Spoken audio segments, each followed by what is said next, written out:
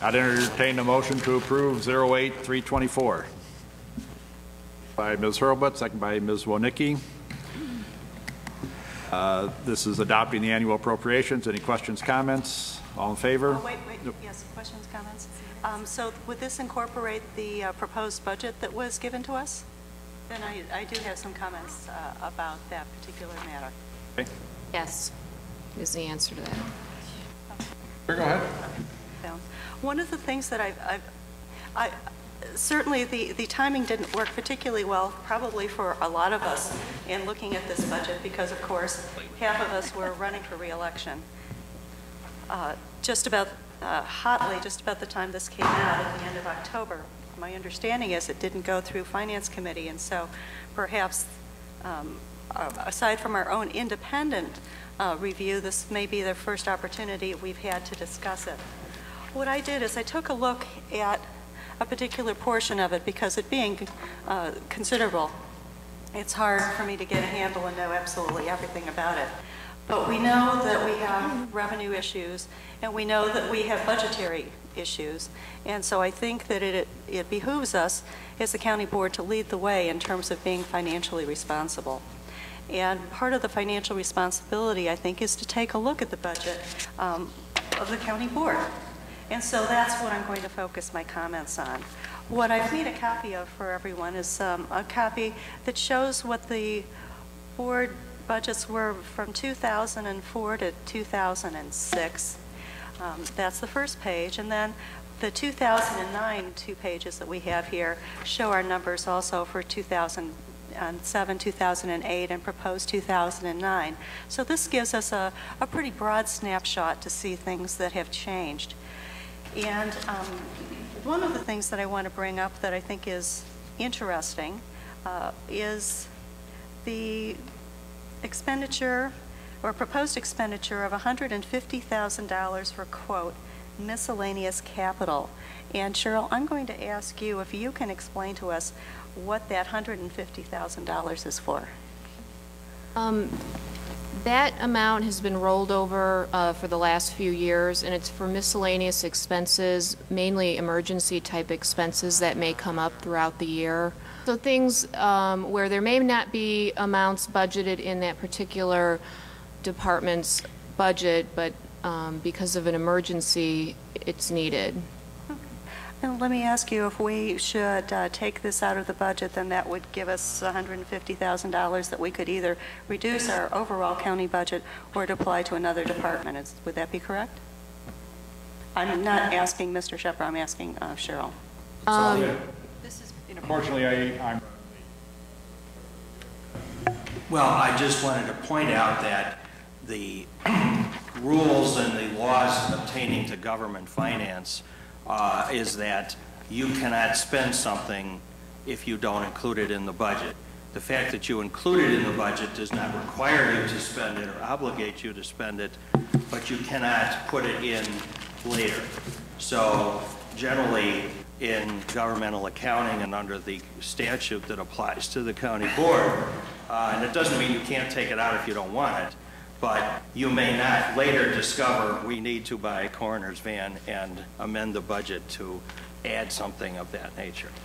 And I will also say that this is not the first time that most of us have seen a budget. Most of us have had more than enough opportunity to discuss individual line items and other issues with either the finance chairman or staff or someone else. And you know, those types of questions I think should have been brought up at that juncture during the budget process, rather than wait until the board meeting to ask these very detailed questions about line items. Ms.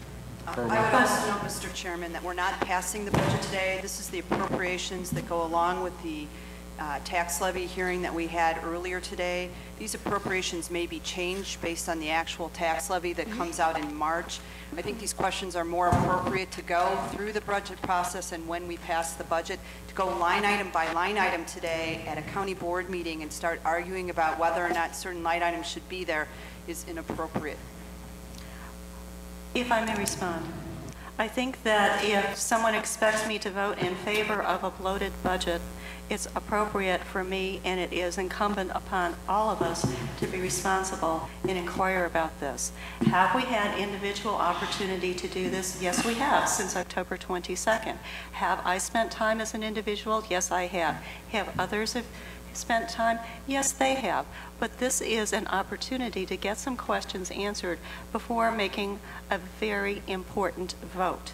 A vote that deals with our financial responsibility as county board members, which I believe is perhaps our largest responsibility as county board members. My questions are appropriate, and I will ask them. Quick about it. Okay.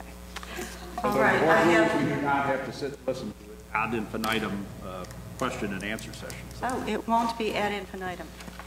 Trust me. If you'll take a look, you will see, county board members, you will see that certain things have changed substantially in the period of time that I mentioned. For example, in the 2004, the amount spent for contracts and consulting was $59,293.